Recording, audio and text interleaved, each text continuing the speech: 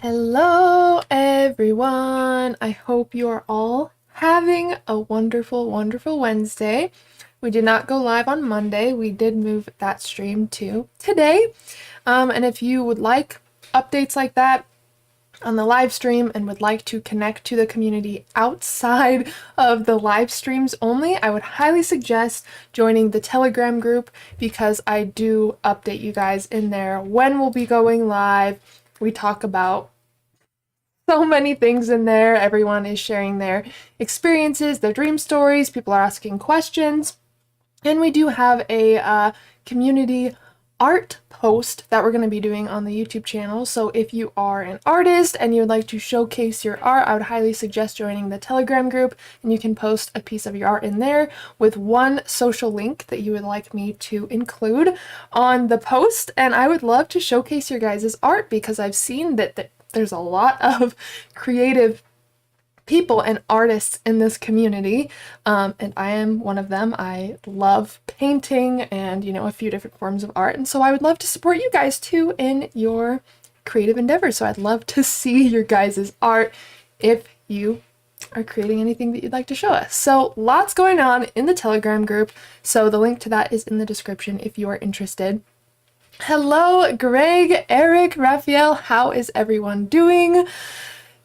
So good to be with you guys again. We actually have a really interesting topic for today, which of course is very, very exciting, and it is neuroplasticity. Now, we do talk a bit about this on the channel, but what is cool about this topic, not only are we having a class on this on Saturday, but there's lots of information on this that we have talked about and we will be talking about on the channel. But if you would like to join the giveaway coming up, that's another thing I wanted to mention. We are having a 3 Lucid Dreaming product giveaway. So there's going to be 3 physical products given away to help you in your lucid dreaming journey. One of them is some dream tea from Aaron with higher alignment. I love his products. I love his dream tea. That's one of the prizes that I'm giving away. So thank you, Aaron, for supplying something so magical for us to give away in the community. And then the other 2 surprises are going to be a surprise. So, but if you would like to join that giveaway, that's going to be in the masterclass that's happening Saturday. It's called Dreams of Neuroplasticity. So this is in the 11-part masterclass dream series that we are doing. There is 1 class a month for a total of 11 months. I think this is like the 5th or 6th class. I'll have to check. So we're halfway through the masterclass series. You can still join in on all of the masterclasses and get access to the ones that have already happened. You will have lifetime access. And if you're just looking to enroll in a couple of the masterclasses or even just this one coming up so you can get into the giveaway, then you can just send me a message on Telegram, Facebook, you can shoot me an email, and I'll make sure that you get the info on how to join that class, and it will be done in a private Facebook group. But if you do not have Facebook, no worries at all. Just being in the masterclass, just being enrolled in it will automatically enroll you into the giveaway. And if you don't have a Facebook, I'll still be able to send you the recording after. So let me know if you guys are interested in that. I'm really, really excited for this class, and I'm really excited to be able to give away some super cool prizes that will help you in your lucid dreaming journey. So those are the updates currently. One more update, speaking of Aaron, he will be hosting a masterclass on EFT on Monday at 5. So that is going to be the Monday live stream, is his masterclass. It's going to be amazing. If you guys haven't heard about EFT, we've posted about this class coming up on our social platforms, but it is called the emotional freedom tapping or emotional freedom technique. You might have heard of this before, and I'll definitely let Aaron explain it because he has practiced this and knows a lot more about it than I do. So I'm really excited to learn more about EFT and how I can implement that into my practice, not only for dreaming, but for anything that we're moving through. So, and if you have questions about any of that, Telegram is the place. Aaron's in there, we're all in there, and there's a lot of conversations going on. So it's just a way to connect with all of us outside of the live streams. Oh, you got it. That's so awesome, Greg. Yeah, I have some too. It's really, really amazing. It is slightly bitter because of the mugwort in it. So I add like a little honey, or I do have some other mugwort tea as well that I kind of just add into the dream tea as well. So double mugwort. But what's cool is you can just play around with all of these different herbs. Sometimes I'll add in different herbs with the dream tea because I am like a tea fanatic. I have so much tea over here, but you will love Erin's tea. I'm so glad that you ordered that. So yeah, that will be one of the prizes being given away in the Dreams of Neuroplasticity class as well. So Greg, you will have to let us know what you think about it and if you have any experiences while you're using that tea. Dvarni, hello, how are you? Do you believe in the idea that the more a person meditates, the more peaceful their mind becomes? I do, because meditation is really just a state of mind. It's not necessarily like an action that we do. I think when we meditate, I think that's just helping us tap into our natural awareness, and it helps shut off the conscious ego that we experience throughout the day, that we assume is us. It turns off that part of the conscious brain that is constantly trying to predict the future that it can't see. And of course, since this is a survival mechanism, this could send us into overthinking, anxiety, and I think meditation kind of interferes with that signal and helps us get back to who we truly are, which is just awareness, which is just conscious awareness. And meditation really helps create the habit of awareness. So meditation isn't too much about the physical action of meditating, like, if that makes sense. It's more of kind of like reality checks. We don't do reality checks as like a sport or something, right? It's more to implement a habitual way of being. And reality checks is awareness as well. So I think that's kind of helpful to compare to meditation in that way. So yes, and I notice the more that I meditate, the more I can separate myself from me, truly, the awareness, and thoughts or intrusive thoughts or anxious thoughts. It helps, because the reason why a lot of us have anxiety or we suffer is because we believe that our thoughts are us or that they're true. And just because we have thoughts doesn't mean that they're true. And so I think that meditation really helps us get familiar with the truth of who we are, that kind of beautiful.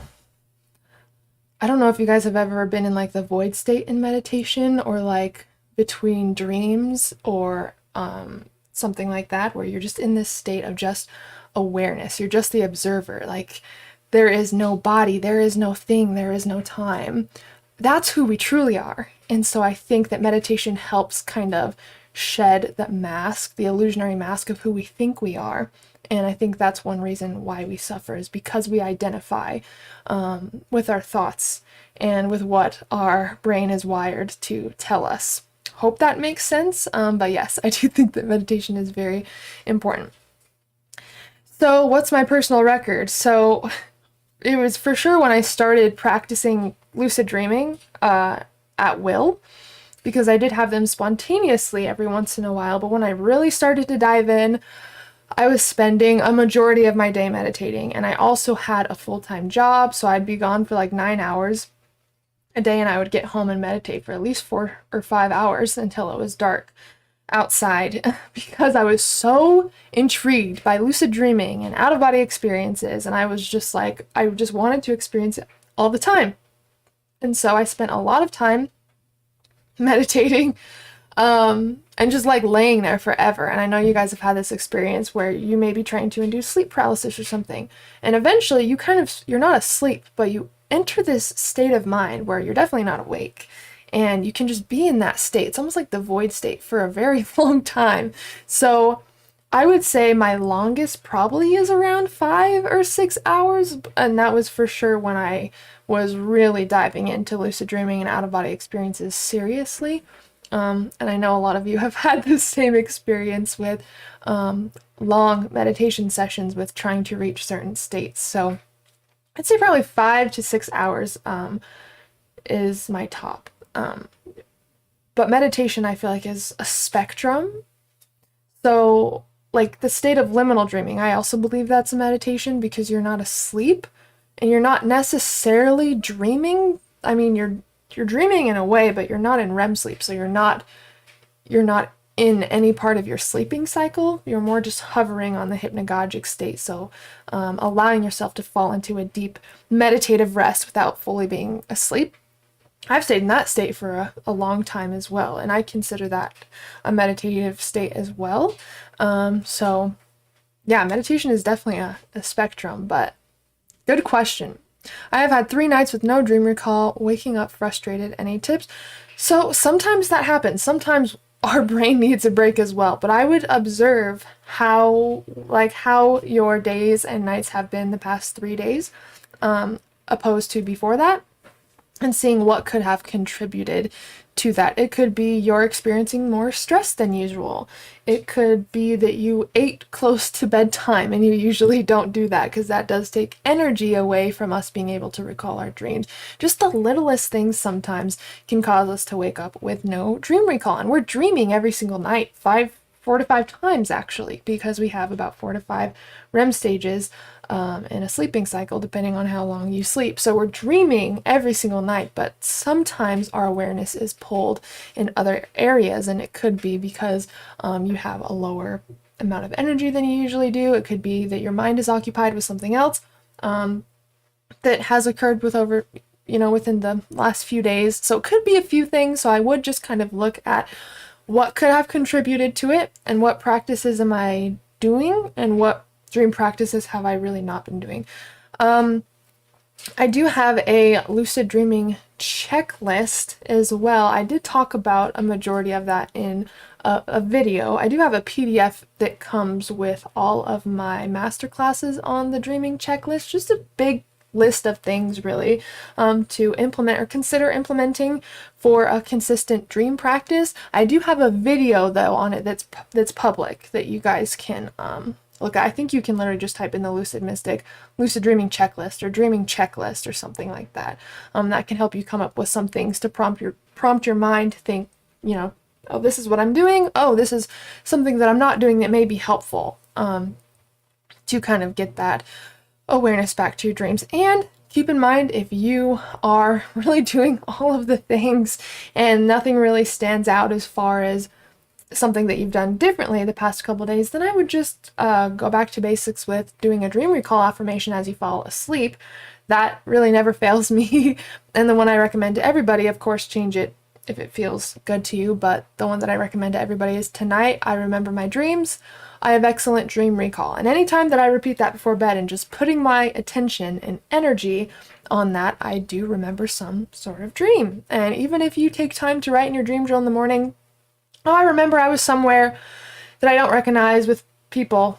I don't remember anything else. Like, even that is a perfect dream journal entry, and that shows your brain that it is a priority to remember your dreams, and it will start to save more energy for that recall in the morning. But you could also have more recall come in that same day, just later in the day. So always writing in your dream journal, regardless if you dream or remember your dreams or not, is important, because just that act of writing in your journal really shows your subconscious mind that it's important to remember that information, but also that could trigger more recall throughout that same day. So I hope that helps. Do you get any type of pain from meditating for that long? Sometimes I'll just feel uncomfortable. It kind of feels like the rollover signal a little bit, where you just kind of feel uncomfortable and you just kind of want to like roll over or itch or move.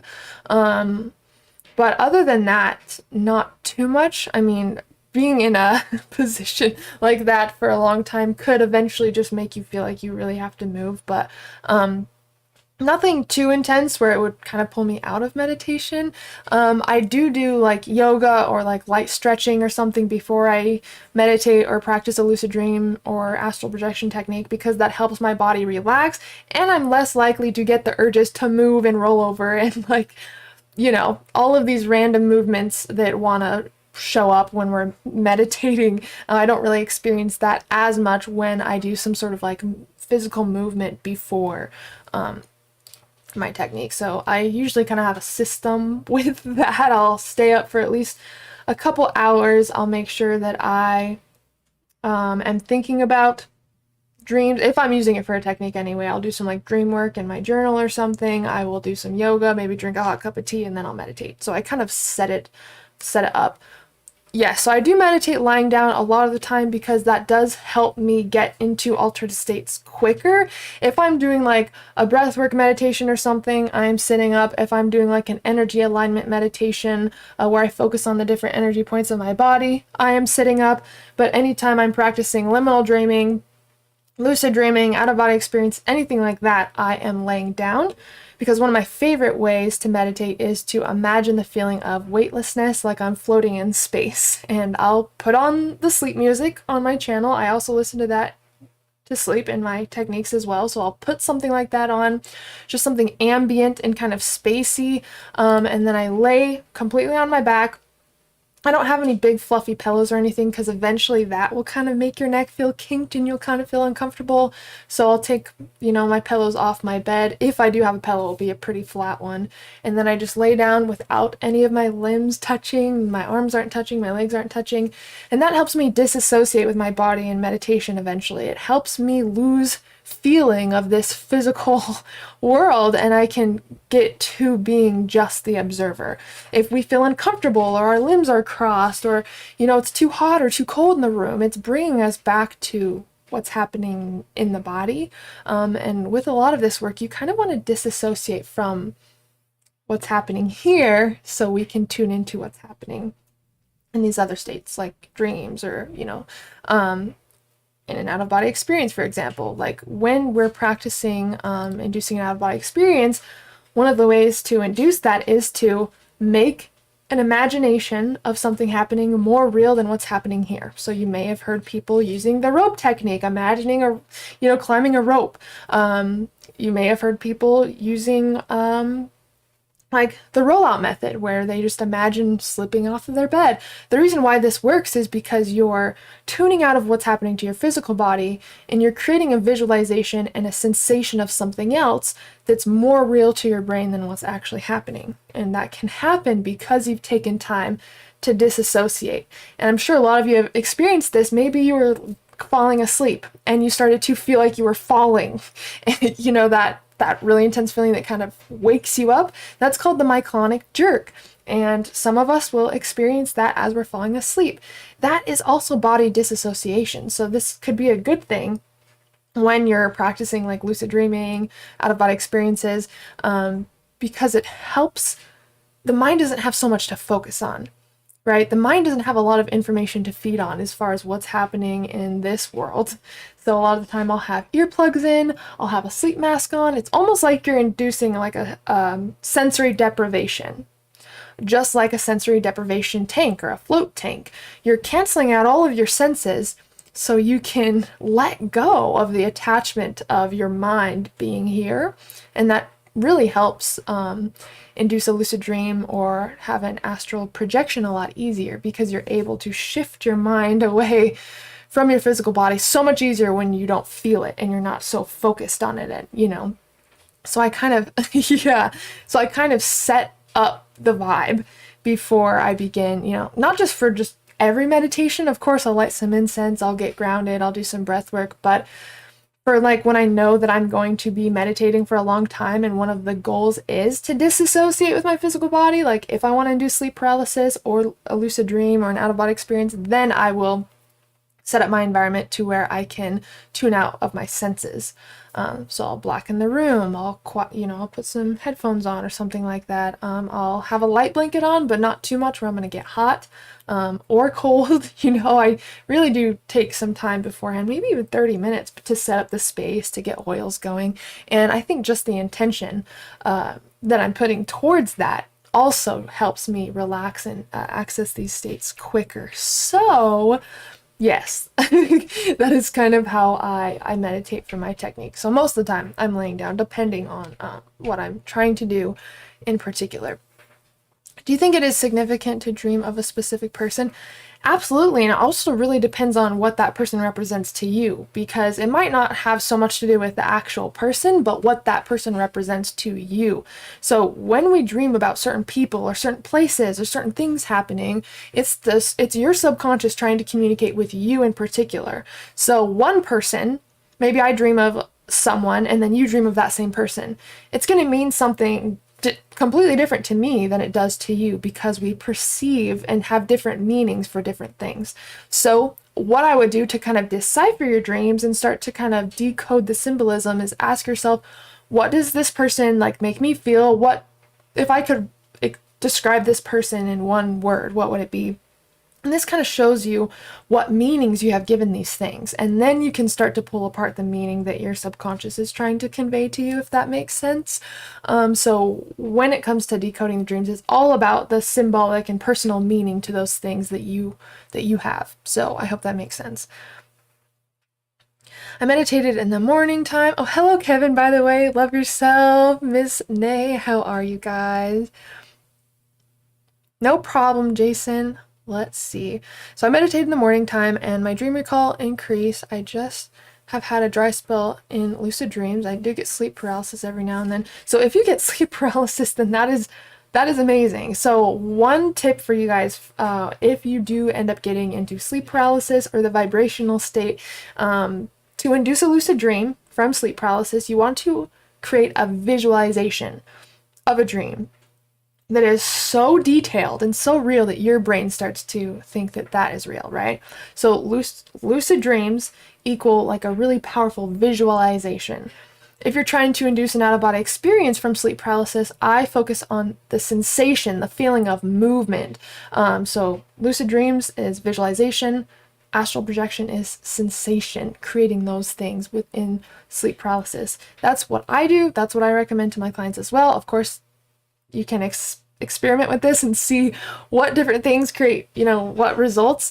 But usually if I'm in sleep paralysis and I want to create a lucid dream, I will use the hypnagogic imagery that's forming. I will allow it to form, and I will just be creating a dream in my mind of as much detail as I can. And eventually those colors, that hypnagogic imagery is going to start to form that dream that you are focusing on, or something close.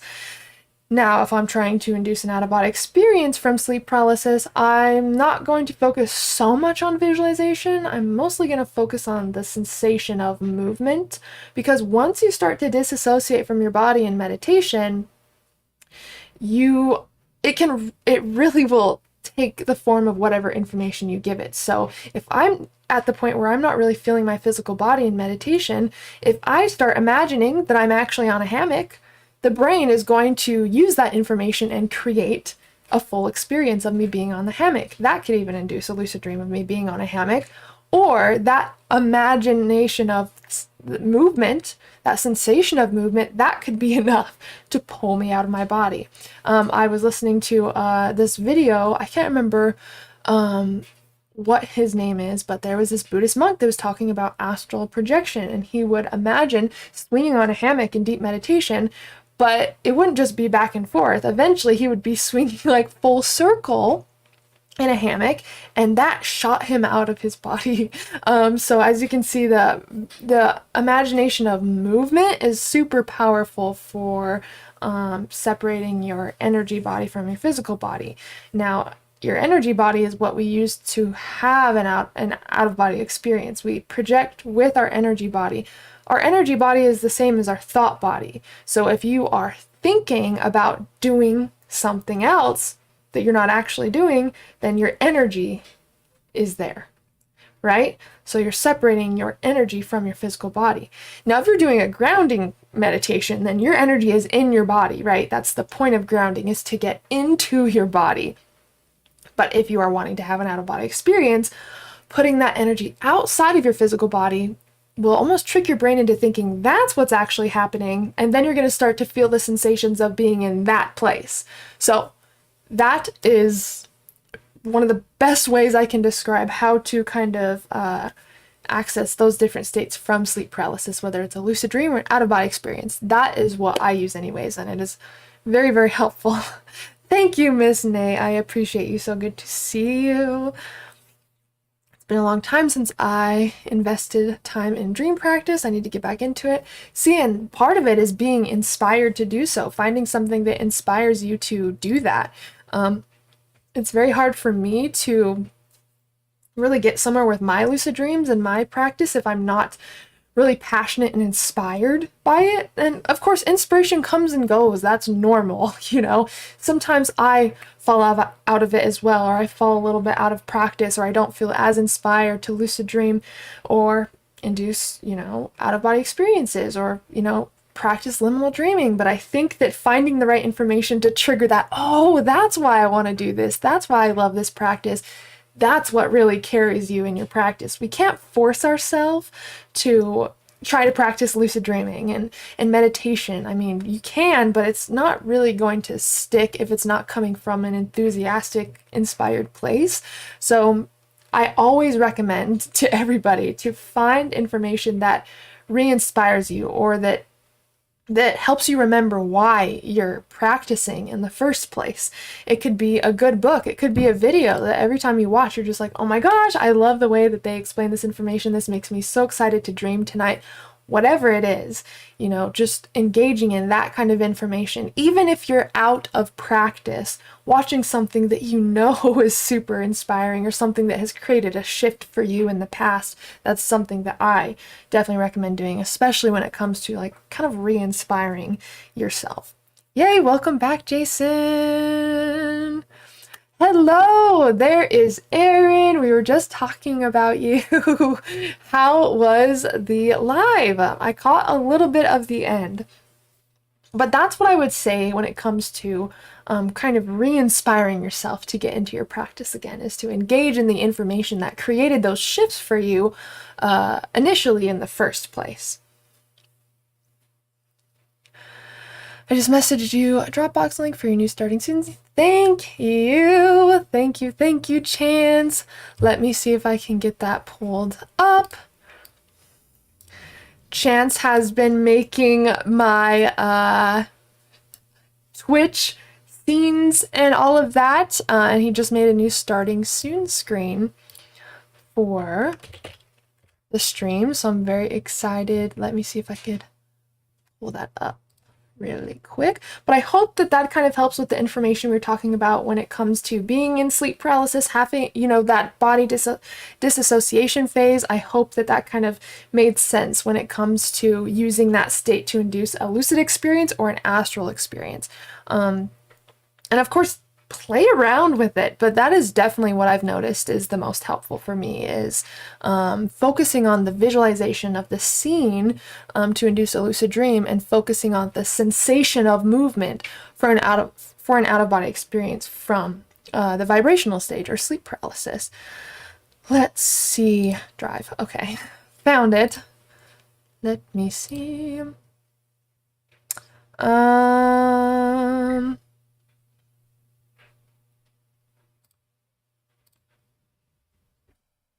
I'll have to look at it. I don't know how to, I can't find it right now. You might need to tell me how to find that in Drive. It's been a while. Yeah, so I used to stream on Twitch, and I streamed every Friday, and we'd play like a few different kinds of games on there. But I'm actually going to start getting back into it. I'm probably going to stream once a week on Twitch as well. We're going to play lots of different types of video games. There are lots of like really trippy, reality bending, optical illusion, like puzzle, dreamy kind of games that I want to play. One really good example is Superliminal. That's a game where you're stuck in a dream, and you're basically trying to get out of the dream. It's basically like you're this, it's for some experiment, and they're basically talking to you through an intercom trying to help you get out of this dream. It's like an optical illusion, reality shattering, like puzzle escape game. It's really, really cool, and I love that it's all about dreaming, and there's parts where you're like within a dream, in a dream, in a dream, and I'm just like, this would be perfect for my audience. So I'm definitely gonna be playing stuff like that. I also really love psychological horror puzzle type games, so we will be playing some of those as well. I don't know if you guys have heard of the game Phasmophobia. I'm sure a few of you have. I've been playing a lot of that as well, so we're going to be playing games like that, and it's just for fun and just to chill and hang out with you guys. And of course, if there's any of you who play any games or anything, I would love to jam some with you. throughout the week when I stream on Twitch.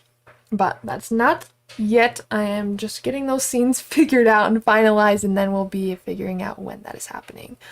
Shay, hello! Absolutely, thanks for joining. The red pill, I think water fasting and working out helps induce sleep paralysis and lucid dreams. Absolutely, because number one, like our brain only has a certain amount of energy, right? And that's why if we're too stressed or we're, you know, putting our energy kind of outside of ourselves, we're not going to have a lot of energy for our recall either. So if, just like I was talking about earlier, if you have a dry spell, even from just non-lucid dreams for a few days, it might just be because you need a reset. But we also need to take into account that we only have a certain amount of energy, and if that's being pulled in different places, then we'll naturally have less dream recall. Even when it comes to consuming food before bed, that's a lot of energy that it takes to digest a full meal. So that's why I always recommend to wait at least 2 hours, if possible, to go to sleep after you eat. I saw that too. Well, I think that was the one me and Chance played, actually. So I have played a little bit of that one. We got stuck in one of the, I can't even remember, areas of, we were probably like an hour into that game, maybe? We were talking about that as well, Dwarney. Yeah, I think that's the one that me and Chance were playing. I do reality check. I want to get them in my dream so I can be more aware. So the biggest thing, a lot of people think that when it comes to reality checks, it's the physical checks. That's actually just to show the brain the illusion of the dream. It's actually to spark lucidity. It's all about the critical thinking and the questions, because when we are using the logical critical part of our brain, we're activating the prefrontal cortex, which is associated with our sense of self and our critical thinking. If we habitually start to use that part of our brain more throughout the day, that will habitually become activated more in our dreams, allowing us to have a random spark of critical awareness, which could allow us to realize we're dreaming. So your dreaming self is really just a reflection of your subconscious habits in waking life. And this is what's amazing about dreams, is it doesn't just have to be a lucid dream to get, you know, amazing information that can help you in your practice. A lot of your non-lucid dreams are actually helping you create more lucid dreams, because they're showing you the unconscious or subconscious processes that you have when you are awake. So to understand what you need to implement to experience more lucidity in your dreams, look at your dreaming self. Observe that person. How do they act when they're in really odd or weird situations? Are they ever asking any questions to other dream characters, or do they just follow along with whatever theme is going on in the dream?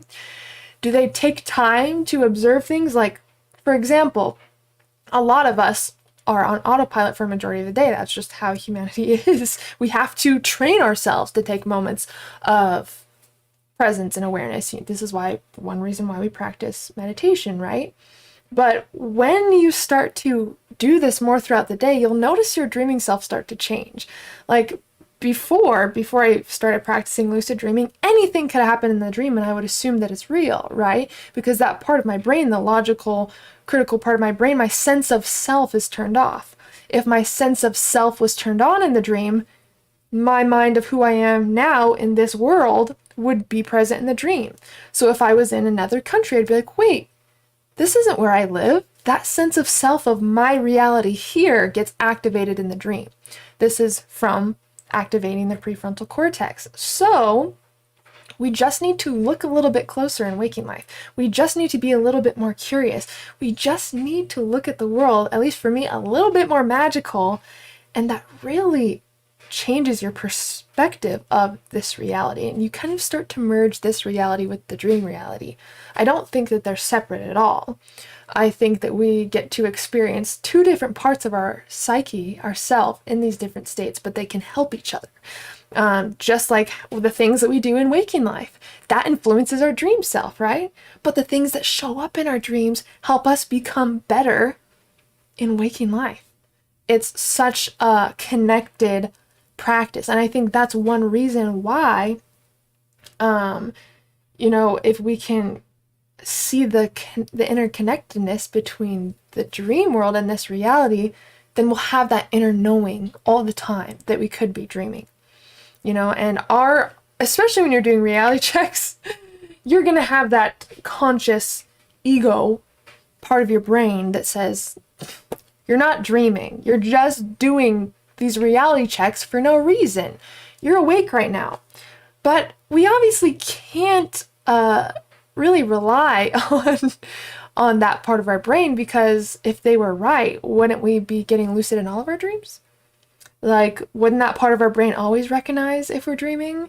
You know, so that part of your brain only sees what's in front of you to come to a conclusion.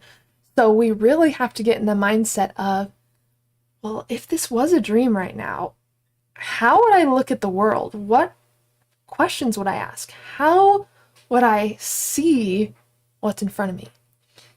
And I think learning to look at the world in that really beautiful kind of creative way not only makes reality so much more fun, but it allows you to experience things on a deeper level than you usually would. And I think that also not only applies to waking life, but how we can experience lucidity when we get lucid.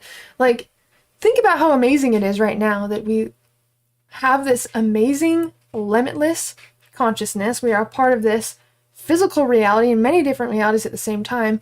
The spectrums of color we can see, all of the different textures, all of the physical sensations and feelings that we get to have. Like, isn't this amazing? Like, I think people are forgetting how magical and how powerful this experience actually is. And if you start to really just get present with that and kind of adapt that as part of your perception in waking life, you'll naturally carry that to your dream world and be more aware and look at things a little bit closer and see when something is off. Oh, usually I don't get this result during a reality check. Usually I can see the lines on my hands really clearly, but now they seem different or they're blurred. It just helps you create a habitual awareness by practicing in waking life. So people always ask, how can I get my reality checks to show up in my dreams? It's to be more thorough with your reality checks in waking life. Waking life is a practice ground for our dream world, and the information that shows up in our dream world will help us in the waking state. So they really, really, really do go together. I hope that makes sense. Do you have nightmares while lucid? Yes, and I induce them when I'm lucid, actually, because nightmares are a sign of a healing mind. When we have a nightmare, it shows that our subconscious mind is processing and integrating trauma, it's consolidating memories, and it's ready to shift or purge something that maybe we got the information from that we need and we're ready to let go of. This could be a painful memory from the past. This could be a belief that doesn't serve you anymore. All of these can be presented in a nightmare. So when we not only make the most of our nightmares when they spontaneously happen, but if we can call upon the nightmare in a lucid state and be willing to experience that part of ourself with a loving, open mind, imagine how much transformation is there. So when it comes to doing shadow work in the lucid dream, the shadow isn't anything negative. What is a shadow? It's just something that is not yet illuminated. That's all that it is. And so obviously that part of yourself needs a little bit more love, a little bit more awareness, a little bit more attention. And so when you can give that to yourself, you can transform nightmares into a completely different experience. And this is also a practice within dream yoga, is collapsing the dream and really making the dream world your canvas and exploring every aspect of it. And so yes, I do experience nightmares while lucid, and I also do induce them. And the most powerful thing, by the way, that you can do in a nightmare is just be present in it. We're always, anytime we get, I'm sure you guys have experienced this when you're little, you're having a nightmare and you're trying to wake yourself up. That's a lucid nightmare, right? Because you're aware of the fact that you're dreaming and we're trying to wake ourselves up. But the most powerful thing that you can do in a nightmare is just to sit in it. Because think about how symbolic that is. We are willing to face our own perceived darkness and not try to run away from ourselves, not try to run away from the part of us that is literally yelling at us for more love or awareness or attention. That's all a nightmare is. It's your subconscious screaming at you to listen. And this is why if we constantly are trying to wake ourselves up from our nightmares, the nightmare is going to be like, okay, see you next week. Like, it's not going to go anywhere. We have to be willing to be aware and to listen. And I think this is super symbolic for the things in our waking life as well. But that's all a nightmare is. A nightmare is not trying to scare you. It's trying to induce awareness so you can pay attention. And what does fear do? It makes you very alert, very aware, right? If you're scared, if you're actually scared or in a state of fear, you become very aware of your environment, right? You're on edge for sure. And that's the only reason a nightmare induces that emotion, to get you to listen, to get you to pay attention. So really pay attention to what these nightmares are showing you. What is showing up in these experiences? What emotions are present? What people are present? And what do those people represent to you? There's so much medicine in an experience of the nightmare. So, yes. I have had fearful moments while lucid. Maybe they're nightmares. What are we qualifying as a nightmare? That's a really good question. What does qualify as a nightmare? I think anything that induces a state of prolonged fear, maybe anything that causes you to want to flee or escape, anything that acts or induces the fight or flight response. Because we can have a moment when we're lucid that creates a little bit of fear or makes us feel a little uncomfortable. But I think once we reach a level of fear that causes us to want to flee or run away or wake up, perhaps, maybe that could be considered a nightmare. But I think there's a spectrum to that as well. So great question. And a lot of it, Greg, when you say learning to look at the world differently, a lot of it is almost playing pretend with yourself. And this is one thing that I kind of struggled with when I first started reality checks as well, is like, I feel like I know that I'm awake. So how can I show up differently in my technique? Because if I always assume that I'm awake, what's going to happen in my dreams? I'm going to assume that I'm awake and I'm not going to get lucid. So I had to play a game with myself. Okay, let me pretend that I don't know if I'm awake or not. What would I test in my environment to determine if I'm awake or not? What would I look at a little bit closer? Because the laws of physics in the dream world are not the same as here, right? And the dream world is a thought-responsive state. So that means if I think or expect or intend something to happen, if I'm dreaming, it should happen. Okay, well, what if I pick up like a pen and I use all my intention and expectation and will to make it float? Okay, well, it didn't work. So that shows me that I could potentially be awake because my thought had no influence on the result of that pen dropping.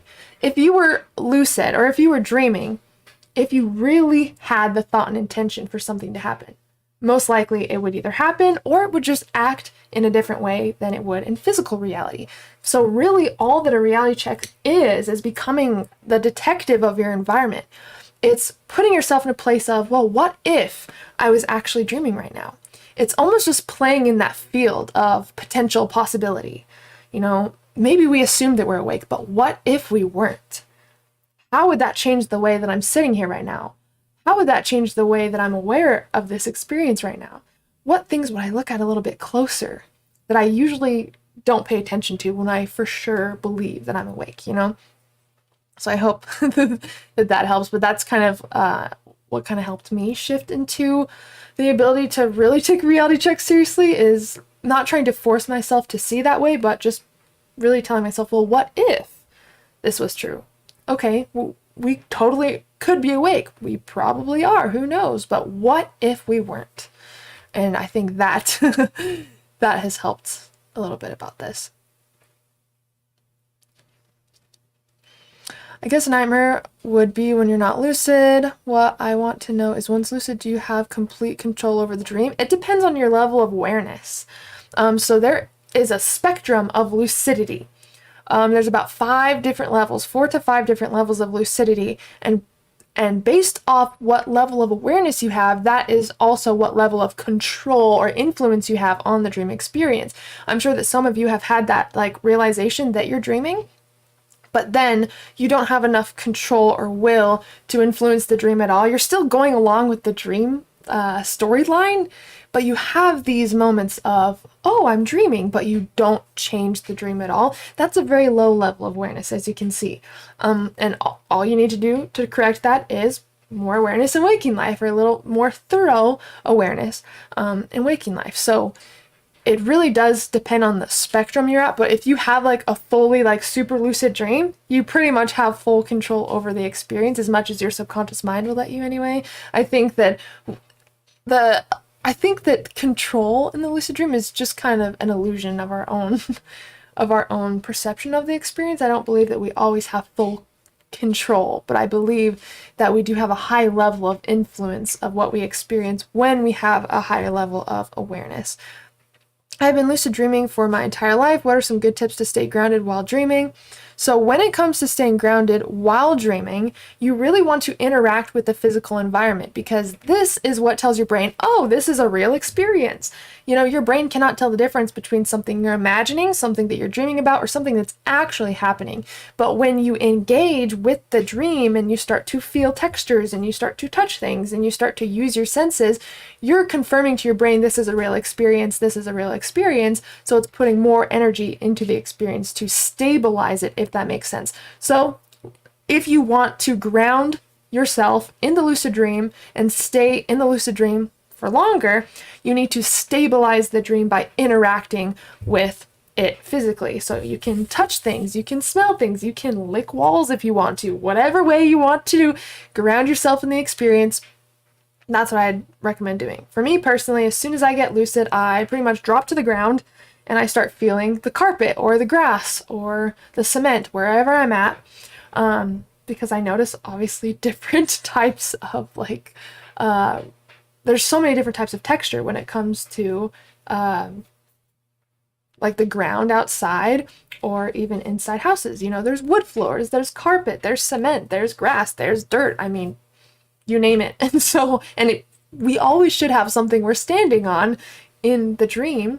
Maybe not, but that's the first thing I do, is I touch the ground, and I just feel things. And you'll notice the more that you start feeling things in the environment, the more grounded and stable and colorful and crisp and clear it becomes.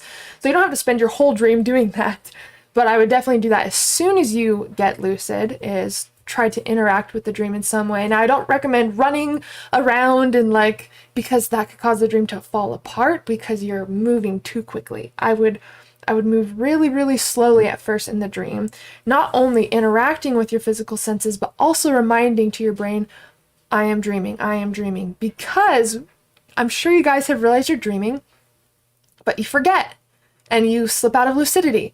And that's because the dream is so realistic to your brain that it has a hard time believing it's a dream. So we have to remind ourselves throughout the dream, this is a dream, or I am dreaming, I am lucid, whatever you want to say, as you're moving around the dream, and that will help you stay lucid. Now, the physical touch of the environment and interacting with your senses helps the experience stay grounded. So they kind of do two separate things there. Now, maybe you want to walk around the dream, but you don't want to be feeling the ground the whole time. Maybe you're outside and there's not like walls available for you to just like run your hands on while you're going around the dream. You can rub your hands together as you move around the dream. So after I stabilize the dream by touching the ground, interacting with the environment, I'll walk around, I am dreaming, I am dreaming, I am dreaming. This obviously creates a physical sensation that we can take anywhere, because we should have our hands with us, right? And so it makes it easier to stabilize the dream as we're moving around. But I would definitely also remind yourself that you are dreaming upon getting lucid. I have to get going, but I'll watch the replay. Sweet lucid dreams, everyone. No worries, Jason. Sweet lucid dreams. Thanks for joining. No worries, Eric. No worries at all. My nightmares allow me to become lucid because I'm able to turn invisible from whatever is chasing me, and then I change the dream. See, that's amazing. Once we have that awareness of this is a dream, we can definitely influence a lot of aspects of it depending on our awareness. Now, if I am spontaneously having a nightmare, there's clearly something that is wanting to be heard or wanting to be understood.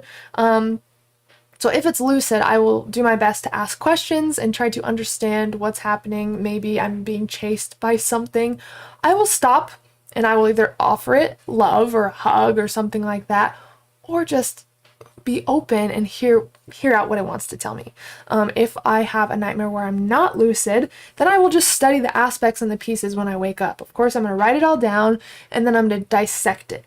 And then from there, you'll notice that your nightmares will either change or they'll completely dissipate into something different because you showed that part of your brain awareness, and you are trying to understand the message. There's always a symbolic message in our dreams that is trying to be heard, but I think nightmares are really the ones we should practice listening to, because those are definitely the most like in your face dreams, and it's for a reason. It's something that we are symbolically running away from, even if it's subconsciously. So I think that if it comes to you in your dreams, it's showing you there's something within your subconscious mind that is ready to be processed and integrated.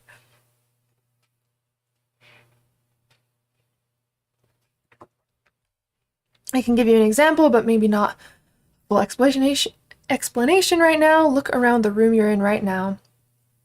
Doesn't it look so solid, permanent, lasting, real? Well, you were in this room, you were in this room yesterday. It seems to be that way yesterday, but now it's vanished. Ooh, I love that. Guys, you're gonna have to read that a couple times. Deep. The food you ate, the sounds you heard, they are all illusionary or dreamlike. So yesterday, from the perspective of today, seems like a dream. That's so true, because all that exists is in this present moment. So technically, the experience we had yesterday was an idea or a thought or a dream. There's no physical solid proof of it, right? We can use the same level of thinking when it comes to reality checks. I love that. Now think about today or right now from the perspective of tomorrow. I love that so much, Erin. That is so cool.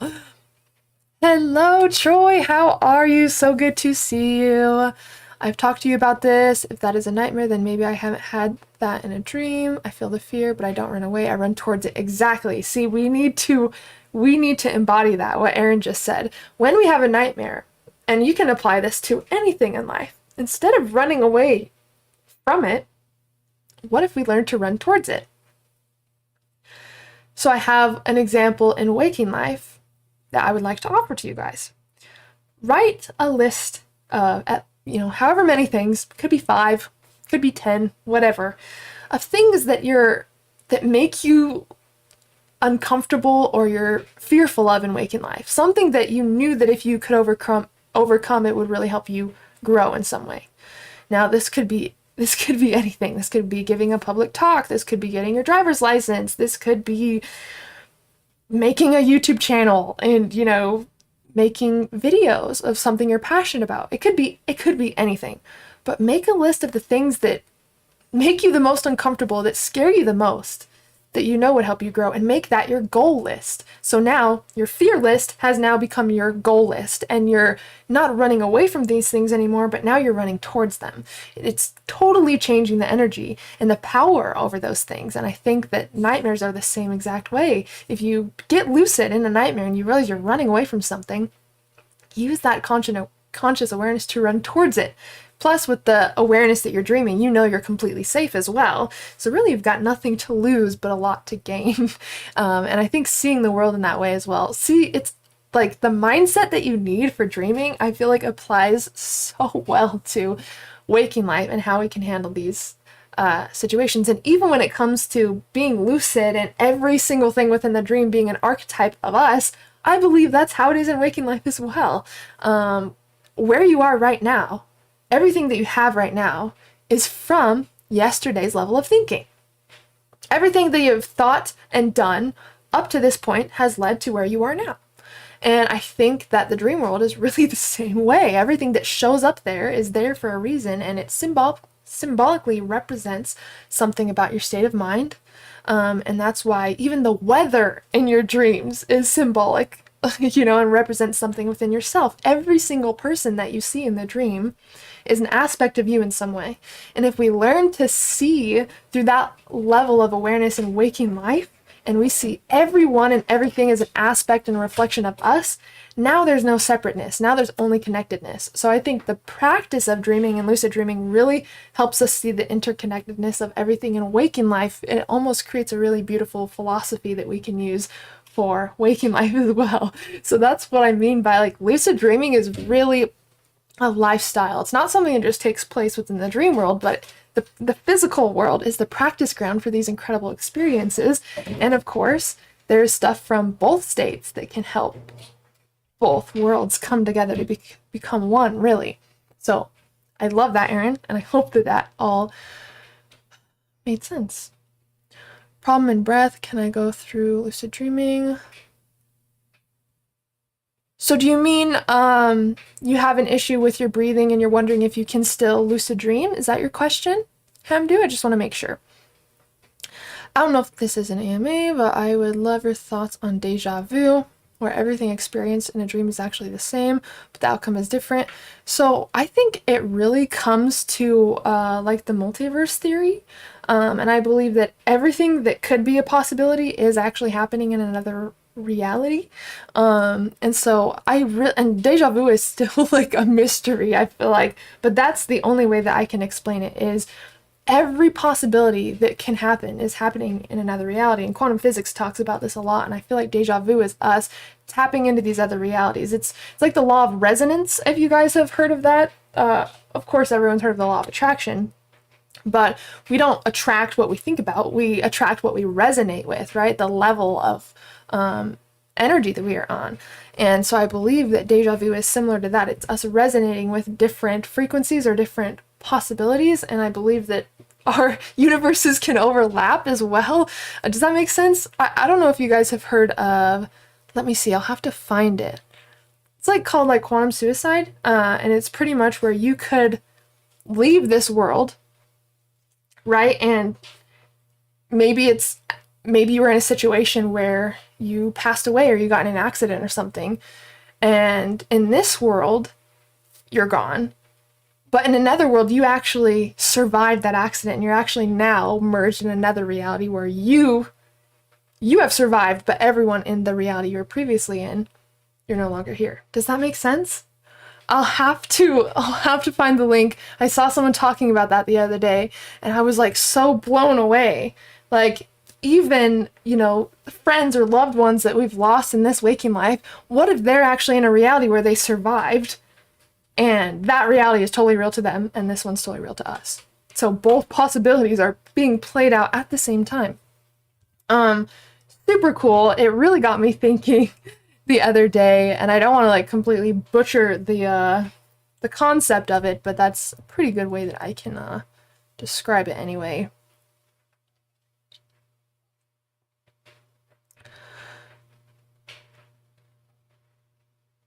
Absolutely, Hamdu. Absolutely.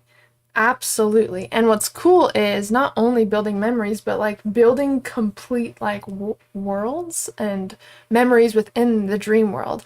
Have you ever had a dream where you have all these memories, that you recall all these different parts of your life, but you don't have them in waking life? That's really interesting to me, because that is also kind of a representation of the multiverse theory, where in the dream world, you're this whole person with this whole life, with all these friends and all these different ideas and memories and experiences that don't carry over to this waking life. I think it's really interesting. And that's also why I don't think that this reality is above these other experiences. I believe that they're both just as real, both just as beneficial. We just experience them in different ways, or simultaneously, is what I'm trying to say. I don't have them as frequent. Hello, Unlucky, by the way. But every once in a while, I'll have that experience that I dreamed of years back, realize that I'm having that experience, and when I expect the previous outcome, something different happens. It's a fascinating concept, but I've never gotten a good explanation of what it is and how it's achieved. That's really interesting. And it's so weird. Like, when I've had deja vu, I don't know if you guys, sometimes it's really prolonged. Sometimes deja vu is like almost a minute long. And as something is happening, I can literally like speak what's about to happen. Like a video I watched, it's it's so hard to explain, but I was watching a video from Aaron Doughty like a while ago, and when it was playing, I was like, oh, I've already seen this episode. Like, and like once you have experienced something, you can absolutely, oh yeah, and then they itched their head at this part, or like the phone rang during this video. Like you can, the big pieces that happened after, you'll be able to recall, right? Well, that happened with that video, and I was like, oh, I've already seen this. This happens next. Yeah, I've already seen this, and it literally just came out like an hour ago. So that's really interesting, because I definitely have those experiences with deja vu where like I'm in the deja vu experience and I recognize that this has happened before, and I can literally even like state what's about to happen in like a video that I'm watching, or like a conversation that I'm having with someone. And that's happened more often recently. So that's really, really interesting. Hello, Aram, how are you? I have not heard of that, Aram. That's really interesting.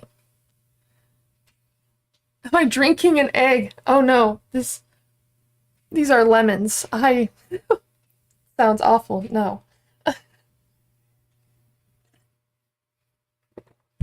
Hey, Flyfo, how are you? I've been really, really good. I'm just getting back into the swing of things. I'm really, really excited and happy that we got to hang out today. I know I was a little busy on Monday, but it's really good to hang out with all of you guys right now. So change your fear into goals. Great advice. It's all about intentions. Yeah, create a list of your biggest fears and then literally cross out fears and put goals at the top. And now that is a path that you can take to start seeking discomfort, to expand your comfort zone. I think that's why it's an amazing thing to seek discomfort, because it's allowing us to expand our comfort zone beyond what we thought was possible. And of course, that will expand what we know we're able to create or experience in waking life.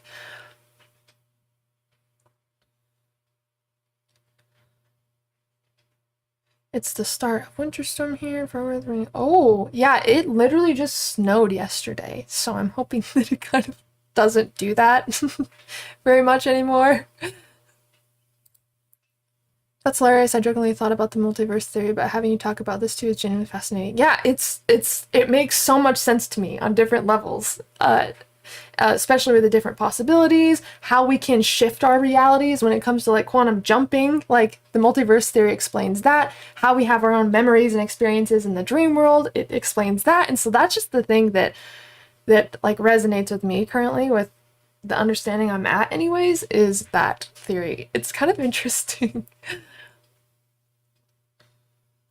I am a little bit aware of genetic memory. Dr. Joe Dispenza talks a lot about that. He talks a lot about epigenetics, which is a new science regarding that, and it's really interesting. I do want to study more about that, though. I'm always in the mode of wanting to learn more and understand things a little deeper. Thank you, Victor. I appreciate that.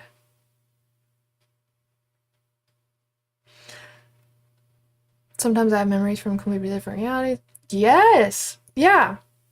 And it's kind of the same thing with having deja vu, and you're like, was that a dream? Did this actually happen? Has this ever happened at all? Why do I feel like I have lived through this before?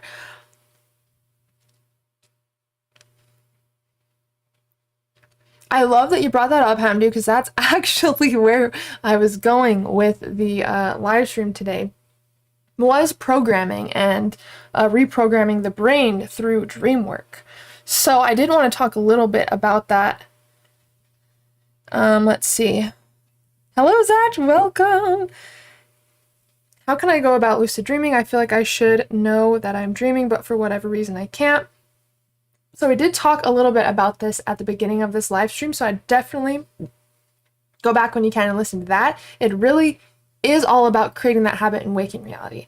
Our dream world is a reflection of how we subconsciously are when we're awake. So if you're not questioning things in your dreams, if you're not very aware in your dreams, if you're just going along with the storyline, you need to create more awareness, more critical thinking in waking life. I do have a link to a video I posted a while ago called The Easiest Way to Consistently Lucid Dream. I just posted that link in the Telegram group. You're more than welcome to join our Telegram community. There's almost 50 people in there. There's lots of links to resources, questions, experiences, so I would love to have you join there. because you'll be able to get a lot of support there aside from just the weekly live streams. But there is a beginners playlist on my channel as well for beginner lucid dreamers, and I've compiled a lot of videos in there, and a lot of them are on how to create the habit of awareness in waking life to allow that to seep into your dreams. But how we live is how we will dream. So if you start to become more critical, if you start to become more aware, if you start to look at things closer in waking life, you will create that habit habitually in the dream world. So when it comes to neuroplasticity in particular, there is a reason I wanted to talk about this, and it is because we are doing a class on neuroplasticity on Saturday. We will also be doing the 3-tier Lucid Dreaming product giveaway in there, so please email me or message me if you have questions about how you can join that, because I would love to have you guys in there for not only the class but the giveaway as well. But the reason why I wanted to talk about this today is because a lot of the work that we do within Lucid Dreams does revolve in creating new neural connections. So for those of you who are new to neuroplasticity, I want to kind of explain what it is really briefly. So neuroplasticity is the ability to create new neural network connections in the brain, allowing the brain to change and adapt to a new experience. Now, neuro refers to neurons, the nerve cells that are building blocks of the brain and nervous system, and plasticity refers to the brain's adaptability, the ability to be able to adapt and change in different situations. So some examples of how we can actually use neuroplasticity is overcoming a fear. That's reprogramming the brain, right? Because you're changing the emotion that is associated with that object, with that situation. So we can use this in the lucid dream. We can reprogram our brain to overcome a fear, and we can do this by safe exposure therapy in the dream. Healing physical and emotional wounds quicker. We can definitely do that through dream work, and also just mentally rehearsing these things in meditation or even in the liminal state as well, because again, your brain can't tell the difference between something you're imagining, something that's actually happening, and something you're dreaming about. So those states are real to the brain. So everything that we talk about in this, as far as what can be done in the dream for neuroplasticity, it can probably be done in mental rehearsal as well outside of dreaming. So you can really implement this in waking life and in dream work as well. But not only can you overcome your fears and heal physical and emotional wounds quicker, but you can also learn a new skill or improve in skills that you already are doing, which is really, really cool. I do this with painting in my dreams, and I really learned how to drive from my lucid dreams. That's where I had the most practice, because the real roads scared the hell out of me. You know, it's just a lot, and it creates a lot of anxiety. And so I would practice driving in my dreams. And what's cool is you can create any scenario that you want to in your dream. Okay, let me try this kind of weather condition or this level of traffic, you know? And so it allows you to really experience new experiences or skills on a whole new level that maybe isn't as available in waking life. We can also rehearse upcoming events. Do you have a really important interview or a public talk that you are doing that you really want to practice for? Well, you can create any situation you want to in the lucid dream and rehearse that upcoming event. For me, I really wanted to be able to give like a public talk. I've done interviews with other people on like podcasts or different YouTube channels, but I really want to give like a public talk one day. And I've rehearsed this in my dreams, and I really wanted to be able to manifest a situation where there's like 1 million people, so I could really put myself in a situation where I can expand my comfort zone beyond what I thought was possible. So it's really, really, really amazing that we can use the lucid dream state for this, because again, your brain thinks that the lucid dream is real. Your brain does not think that you're lucid dreaming. Your brain thinks that you are awake. So when you are doing something that you haven't done before and it creates that nervous kind of anxious feeling in your body, your brain is watching you do it, like fearlessly in the dream world, and that will help reprogram the emotion that's tied to that experience. It could be going from nervous and uncomfortable to excited and thrilling, you know, like it can completely change the emotional state that's attached to that experience. And we can also break and make habits as well from lucid dream practice. This could even be like a programming of thought that we have. Maybe we have a whole set of thoughts or a soundtrack of thoughts that go on in our mind that don't really serve us anymore. We can actually work on shedding those thoughts, those beliefs, those feelings in the lucid dream and replacing that with thoughts, beliefs, and feelings that do serve us, that do feel good, that do resonate with where we are at.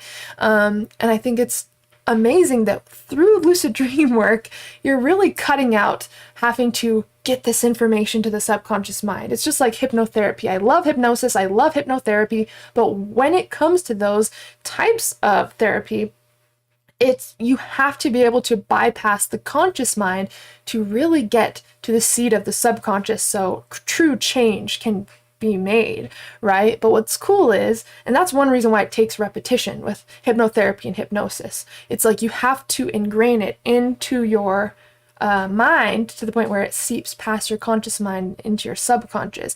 But when it comes to being in a lucid dream, you're already inside your subconscious mind. So things that would take several times of doing over and over and over in the waking state, you can actually cut a lot of that time down from doing it in the lucid dream and practicing in the lucid dream. So it's super, super cool. I think it was Lama Yeshe Rinpoche, he said that within lucid dreaming, things are 7 to 9 times more powerful in the waking state. So things happen 7 to 9 times quicker, apparently, in the lucid dream state. And I don't know the exact percentage of this. I haven't done this test myself, but I can tell you that when it came to healing my ulcers, my IBS, my gastritis, and my esophagitis, all of the inflammation in my digestive tract and in my esophagus, that took one lucid dream. And I was able to stop taking all 8 medications that I was on for all of those issues I was diagnosed with. So I do know that it happens quickly. And of course, every once in a while, I'll still go into the lucid dream and I will still work on, inflammation or detoxing or healing my physical body. But it has allowed me to do it just as an upkeep now. It's not something that is pressing where I'm in pain all the time. That one lucid dreaming experience was allowed me to get off all 8 medications that I was on for those diagnoses that I received, and I don't experience daily physical pain anymore. So it definitely happens quicker by lucid dreaming practice. And if you tie this in with mental rehearsal, like you're using your meditation now to also rehearse getting these results or feeling a certain way that you want to feel or thinking a certain way that feels good, you will start to ingrain that in your subconscious so much quicker, and you will literally create a new person, a new level of being from rehearsing these things in the lucid dream and also mentally rehearsing this in waking life. You're creating a new normal for your brain. Again, your brain doesn't know that it's something you're imagining. Your brain doesn't know that it's something you're dreaming about. It's all real to the brain, so we can use that to our advantage. And this is why the placebo effect works in the lucid dream state, because the brain sees you as already being healed now. So when I did my lucid dreaming healing on my digestive tract and my stomach, I didn't say I will be healed, right? Because all that there is now, happening right now. So I would affirm the healing now. Thank you for my healing. I feel so amazing. You want to always use your affirmations in the state of now, because that's all that exists, and that's all that exists to your brain. If you affirm you will feel better, then you will always be almost feeling better, right? You will never be in the state or the presence of actually feeling better. So that's one reason why when people are trying to create certain results in their life, maybe it's not as effective, because they're putting it outside of the present moment. And so that's what I love about the placebo effect and using the lucid dream state, is you can affirm the change now, and your brain will truly believe that it is a fact, because it doesn't see you as dreaming. It sees whatever you're experiencing as a real experience. So neuroplasticity is extremely powerful within the lucid dream state, but don't just wait to get lucid to practice this. You can practice this in the waking state by interfering with habits or thoughts or actions that really don't resonate with you anymore and replacing it with something that you're going to give equal airtime to. So for example, if you have a thought that keeps coming up that's saying like, I'm not good enough or something like that, you want to be able to choose a new thought to interrupt that one with, that you're going to give equal airtime, and that will create a new neural connection that will allow you to get rid of that thought that doesn't serve you anymore and replace it with this better thought that feels good that you want to give equal airtime to. It's the same way with, in meditation or within the lucid dream. You're just switching the connection between something that's already been programmed within you and switching it to something else, creating a new experience out of it. So again, this can be, you can reprogram your brain from physical waking life practices, from meditative practices, and from lucid dream practices as well. So I can't wait to meditate in the dream state. I feel like it's going to help deepen my meditative practice in the waking state. Oh my gosh, we have definitely talked about this, Erin, and I'm so excited. You have to let me know when you meditate in the lucid dream. Guys, meditating for even like 5 minutes in the lucid dream will feel like you just came back from a whole meditation retreat in waking life. I don't know how to explain how it just hits so much differently. And time is also like extended when it comes to the change your brain experiences in the lucid dream. Even if you just practice driving for 5 minutes in the lucid dream, you're going to feel like you had at least a few days of practice under your belt in waking life when you wake up. And this is the same with practicing playing guitar or singing or yoga or painting or whatever you want to do. You may have only practiced it for maybe a few minutes in your lucid dream, but it's going to feel like you're a lot more experienced and a lot more comfortable when you wake up. That's why I say, like, lucid dreaming practice can really cut a lot of this time down, especially if you are using mental rehearsal and meditative practices in this as well. I'm a card player and I practice handling cards a lot. Can dreaming help? Oh yeah. Yes, it can. Anything that you want to get better at or you want to get more experience with, I just recommend that you create that experience in the dream. And a lot of people say, well, how? If you haven't had a lucid dream before, it's not going to make as much sense. But when you get lucid, or if you've had a lucid dream, it literally feels like right now, like waking life. You would just do what you'd normally do. A lot of people think that the lucid dream state is a little bit hazy or psychedelic, or like it's very, very realistic. You are able to be extremely in tune with all of your senses. Your senses are actually a lot more heightened in the lucid dream because you're not limited to the physical capabilities of your human body, right? We can only see to the level that our human physical eyes allow us to perceive. We can only feel things based on how sensitive our fingertips are, right? And the nerve sensors in our fingertips are. But when we are lucid dreaming, we're experiencing these things with our mind. We are seeing with our mind. We are hearing with our mind. We are tasting with our mind. So these experiences in waking life are going to, these experiences in the dream, they're going to feel a lot more realistic in waking life. This is why if you've gotten lucid and you've drank a glass of water, that's going to feel like the most refreshing glass of water you've literally ever had. And it's because you're not limited to the physical capabilities of your physical body. When you're lucid dreaming, you're experiencing these things with your mind, which is limitless, right? So you're going to have a lot of heightened sensations and experiences from the lucid dream state. So it's really incredible, and I would also recommend trying your favorite food in the lucid dream as well and seeing how that changes from when you have it in waking life. And what's really cool is, because this is a real experience to your brain, let's say that you have a sweet tooth like me. I love chocolate. I love sweets and really decadent desserts. And I will go into my lucid dream and I will eat chocolate, or I will just eat really decadent sweets that I like, right? And not only is it more of an experience that it is in waking life because I'm experiencing it with my mind, which is limitless, but also my brain thinks it's actually happening. So when I wake up, my sweet tooth craving is either gone or it's lessened by a lot because my brain actually believes that I ate chocolate or that I indulged in sweets. So surprisingly, some people use the lucid dream state to manage cravings and even weight loss as well, which is so cool. So it's because your brain thinks that whatever you're experiencing in the dream is a real experience. So when you wake up, you're actually going to have those physiological changes as well. super, super powerful. So I would definitely recommend playing around with this state as well. The lucid dreaming state is supposed to be fun, and it is fun. And there's so much work that can be done here. We can meet internal archetypes. We can heal our inner child. We can manifest things in our waking life from the dream state, but we can also experience life on a whole other level. And some people say, don't you think lucid dreaming is taking away from waking life? Don't you think you need to focus on the physical world and what's happening here? But what I say to that is it's adding, playbacks are at 555, look at that.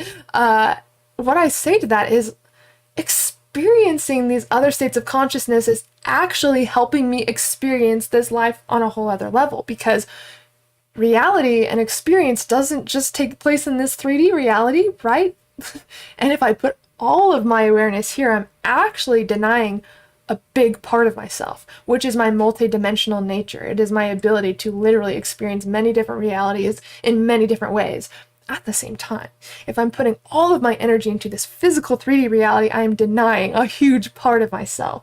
And so I think lucid dreaming adds to the taste of life. I really think that it allows us to experience reality and truth on a whole other level of what's possible, but also our limitless nature and our ability to change and transform our lives and our experience. So if someone tells you that you're wasting time by lucid dreaming, you're actually making more use of your time, because we spend like roughly 33 years of our life sleeping. We sleep for a third of our lives. Can you imagine never doing anything for that third of your life? Roughly 33 years spent asleep, and you're just out like a log. Like, no, we want to sleep like a tree, right? We want to be aware, we want to be present, we want to be grounded. Awareness doesn't just have to be when our brain is stimulated and our conscious mind is turned on. We are always in the observer state. That's what consciousness is. Consciousness is awareness. We can become aware of all states of consciousness, whether our physical body is awake or not. So if you really want to make the use of the third of your life that you spend asleep, this is definitely a practice that will serve you, but also allow you to learn new skills and get insights and heal yourself and explore while you're sleeping and actually wake up with those changes and those memories. I think that's extremely powerful to do.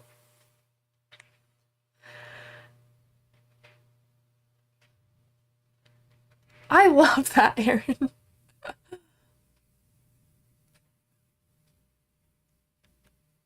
Greg, you can practice netting a basketball in your imagination and it will help you actually help play your game. Yeah, exactly. I would mess around with it and just experiment with these states. That's definitely what I would recommend, is just exploring and experimenting and running your own experiments as well. That's one reason why I have the Lucid Dream Challenge series on my channel, because I want to kind of give you guys some new challenges and experiences to kind of play with, or experiments to play with in your lucid dreams. That, as you guys can tell, if you have been looking at the Lucid Dreaming Challenge series, we start from one point, but then we're working our way up, right? So I think the first Lucid Dreaming Challenge I gave you guys was to influence your non-lucid dream, right?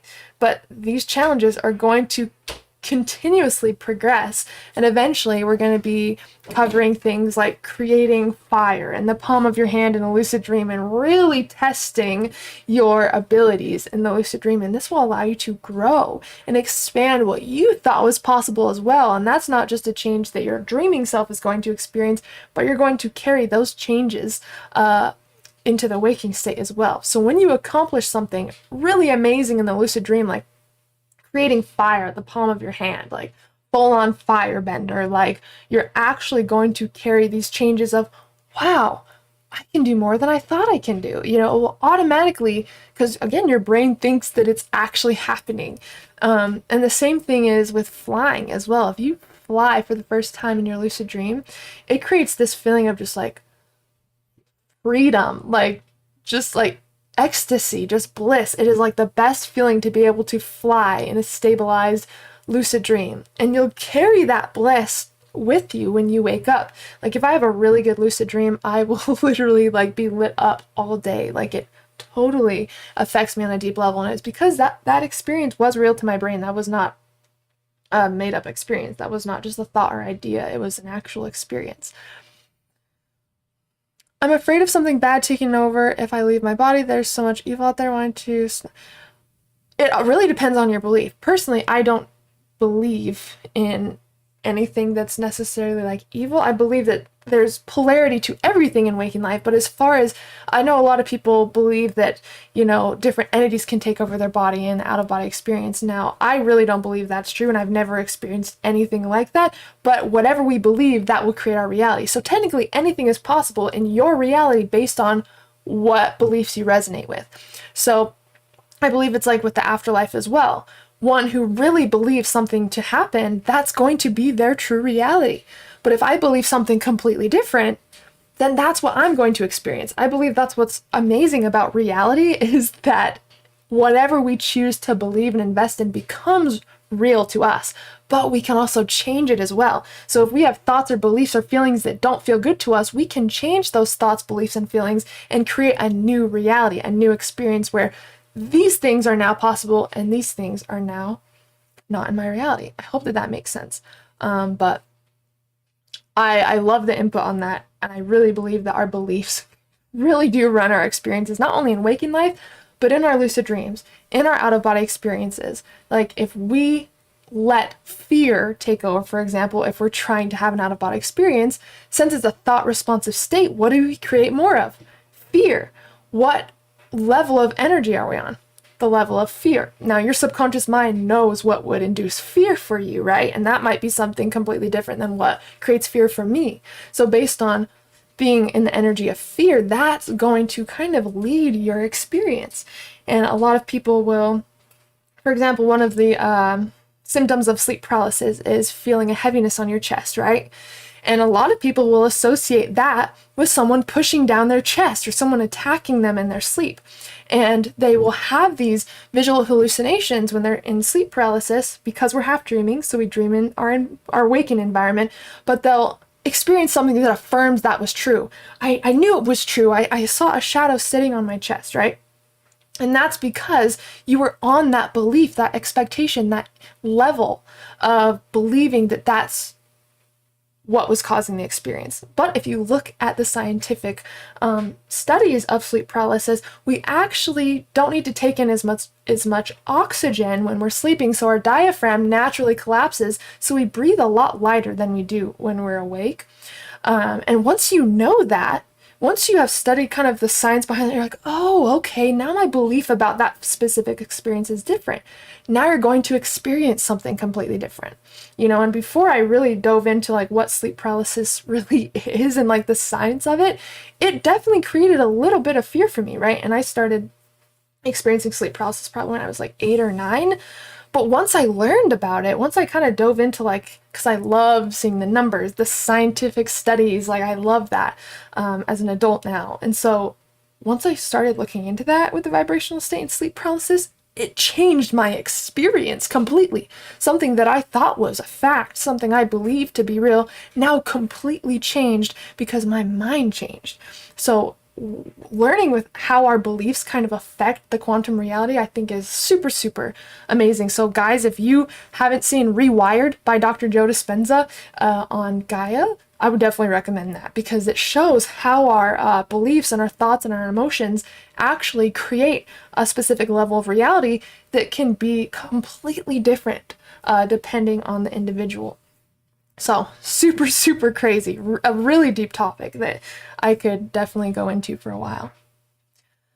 I have nightmares sometimes. I would definitely, if you're having nightmares, I would definitely write them down. I would start to kind of pick them apart as far as what you associate specific things with, you know, whether it's a person, a type of weather, whatever it is, because the brain is always, the subconscious is always using certain symbols to communicate with you based on how you perceive those things, if that makes sense.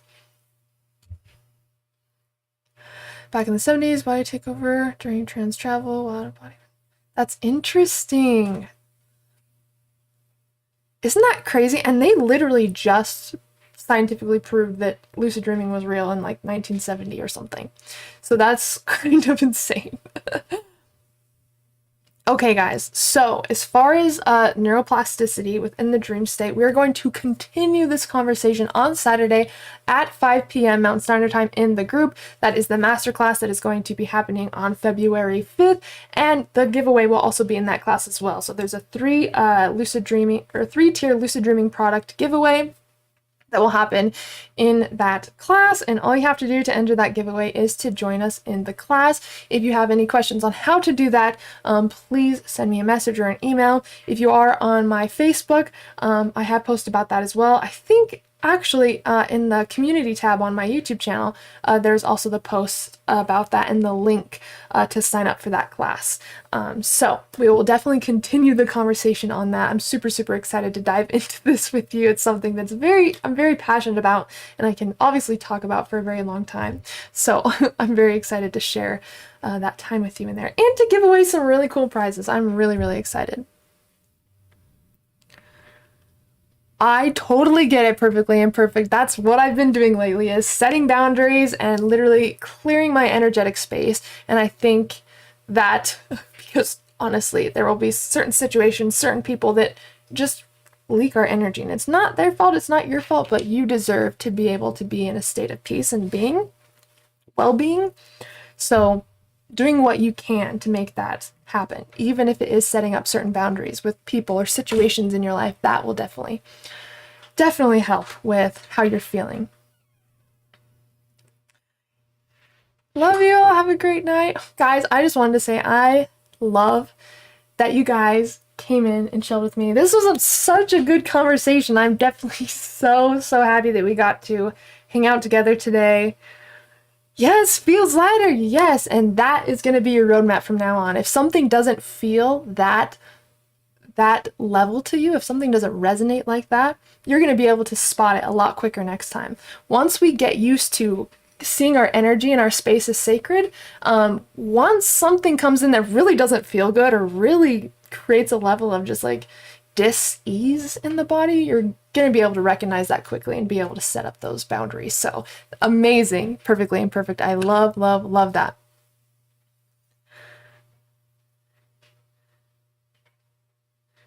Later, Greg, teach me how to lucid dream.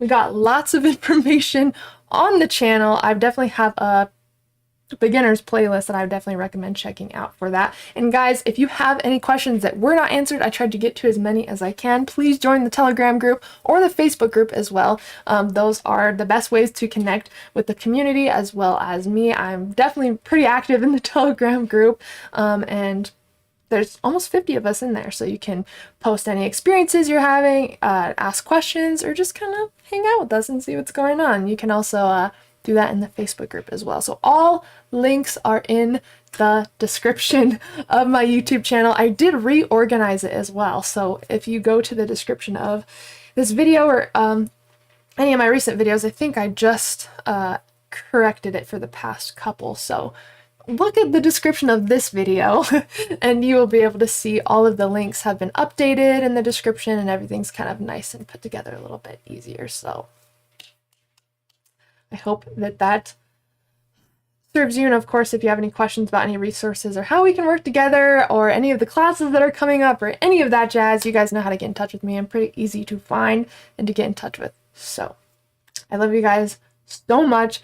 Thank you so much for joining in this video. I will see you guys Saturday for those who are in on the class for Dreams of Neuroplasticity. And don't forget to stop by here Monday at 5 p.m.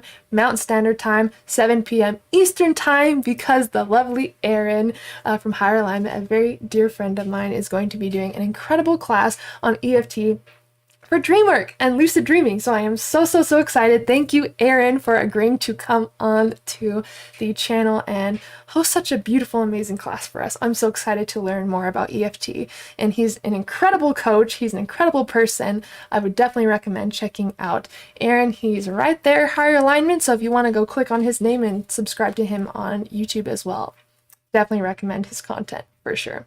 I love you guys so much. Thanks, Zach. I appreciate you for being here. And we are usually live at 5 p.m. Mountain Standard Time on Mondays. Of course, it was moved today a little bit because I did have some things I had to catch up on Monday, but We are usually live at 5 p.m. on Mondays. If anything changes, I do post in the Telegram group so you guys are aware. So if you'd like updates on what's going on, then I would definitely join that container. I love you guys so much. Thanks so much for being here. And as always, I'm sending you endless love and endless lucidity. Bye, guys.